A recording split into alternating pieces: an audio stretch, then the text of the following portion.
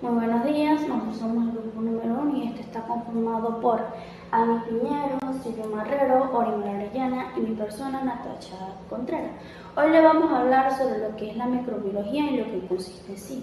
Para comenzar hablaremos qué es una bacteria. ¿Sí? La bacteria no es más que un organismo microscópico unicelulares que se encuentran en todas partes de la Tierra. Lo que quiere decir que estas son procariotas, lo que no tienen un núcleo ni órganos membranosos internos.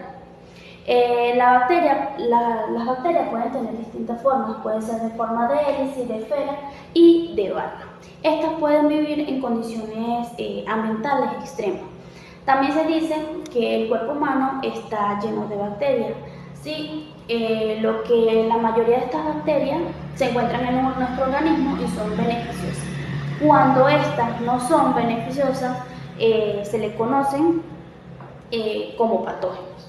Luego tenemos ¿qué es la bacteriología? ¿Sí? Esto no es más una rama de la biología que estudia la bacteria y su relación con la medicina, la industria, el campo, y implica también la identificación y clasificación y caracterización de especies bacterianas, así como el estudio de su morfología, ecología, genética y bioquímica.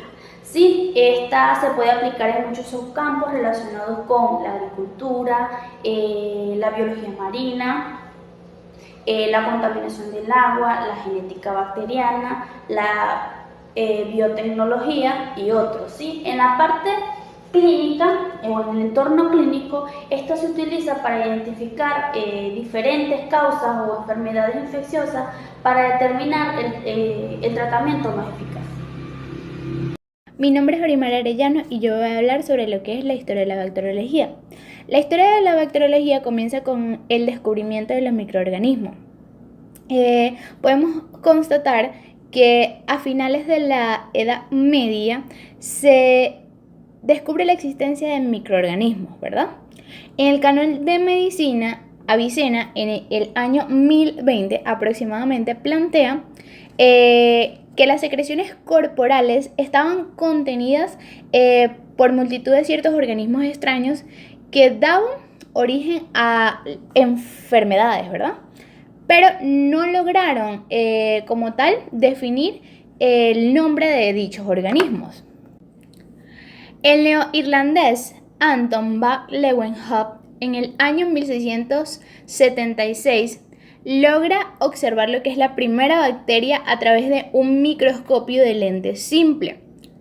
Este realiza sus primeras observaciones y las plasma en escritos que luego envía a lo que es una revista que se llama la Sociedad Royal.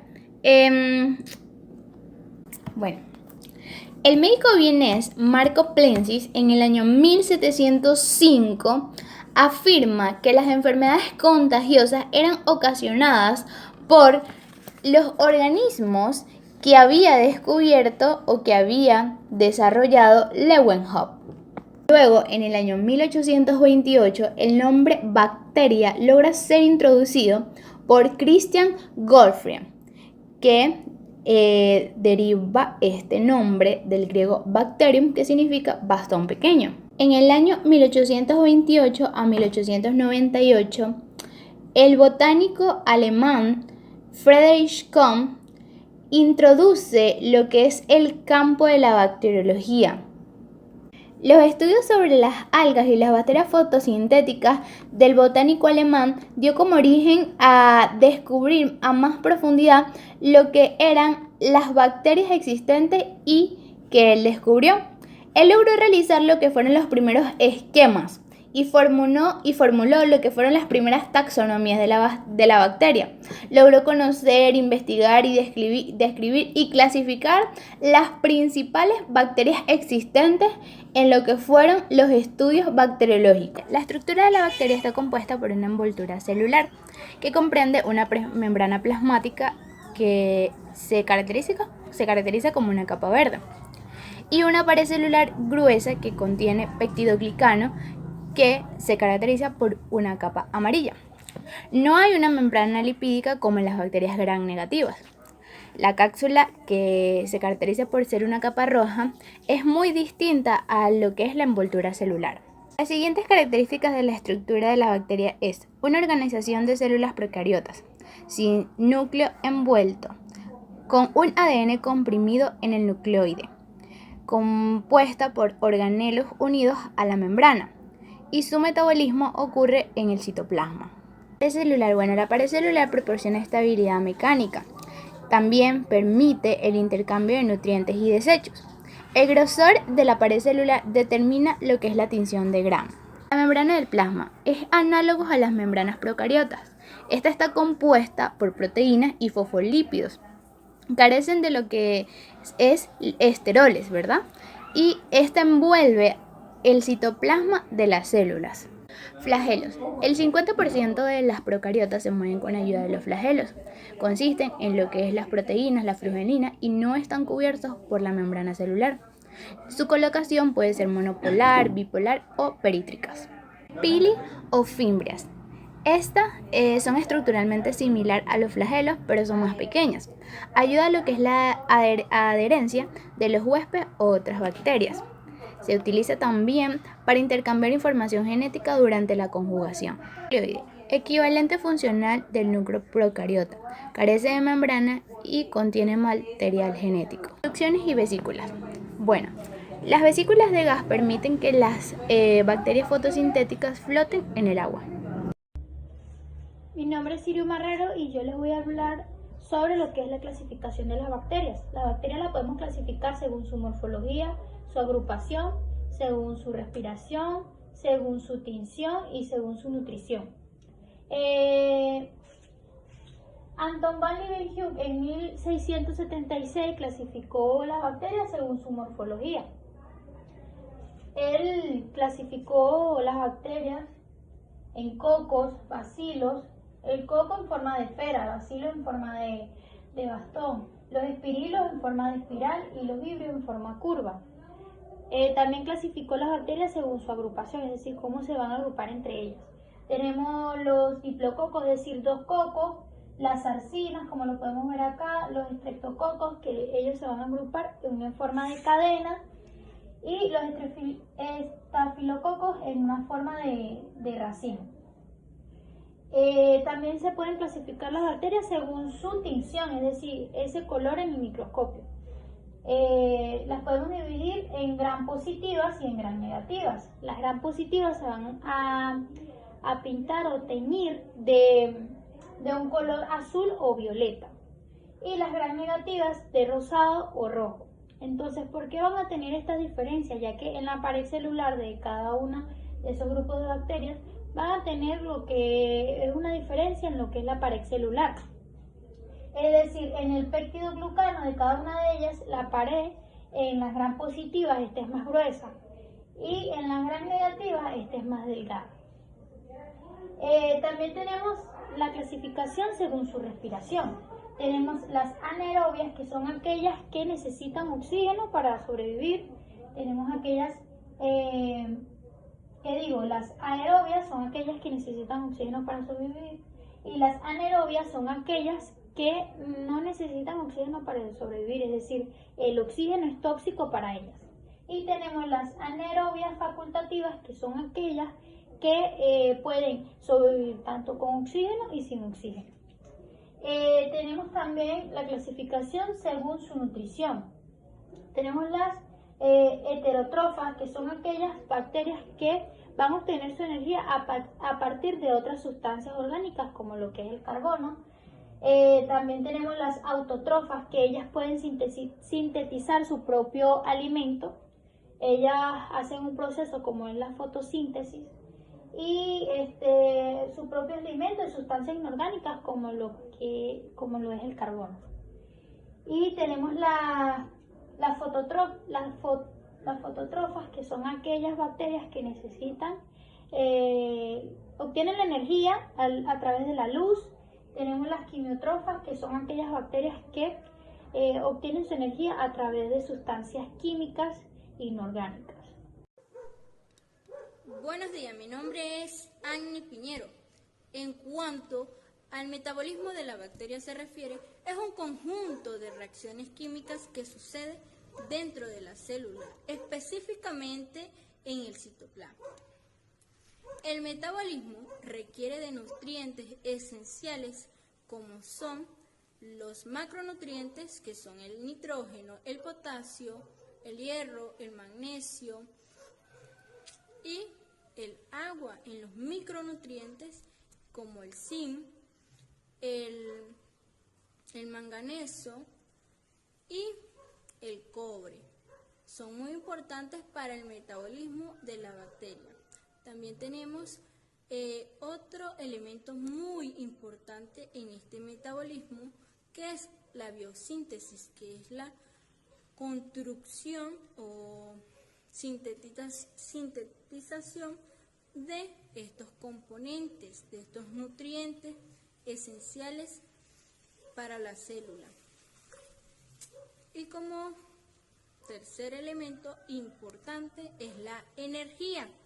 Y las bacterias necesitan de energía para poder moverse y cumplir el proceso de división celular.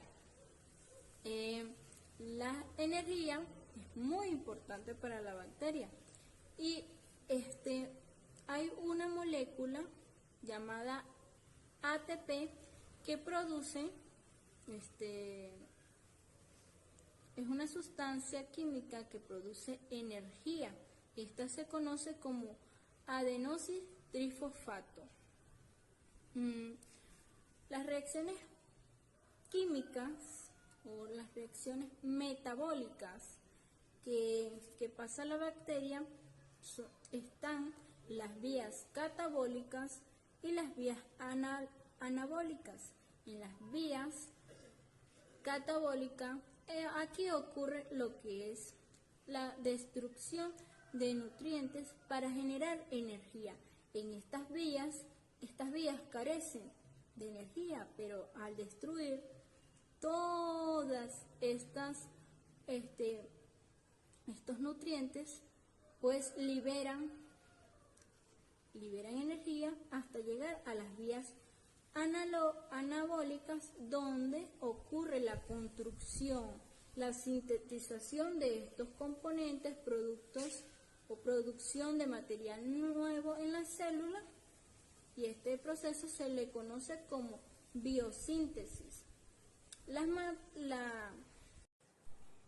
La reproducción de las bacterias ocurre rápidamente en tan solo 20 minutos, que es un proceso llamado fricción binaria o bipartición. Es un mecanismo que es de reproducción asexual, que la bacteria necesita estar en condiciones favorables para que ocurra este proceso. Necesita la bacteria de nutrientes también para que ocurra la bipartición, la división celular. Este mecanismo consiste en la replicación de la célula. El ADN se copia a sí mismo y ocurre ese proceso. Luego el ADN se pega a las paredes plasmáticas en puntos cercanos pero no muy separados. En la segunda fase, la célula comienza a sintetizar más componentes para que éste duplique su tamaño y las membranas plasmáticas va creciendo. En la tercera fase comienza lo que es la duplicación del tamaño.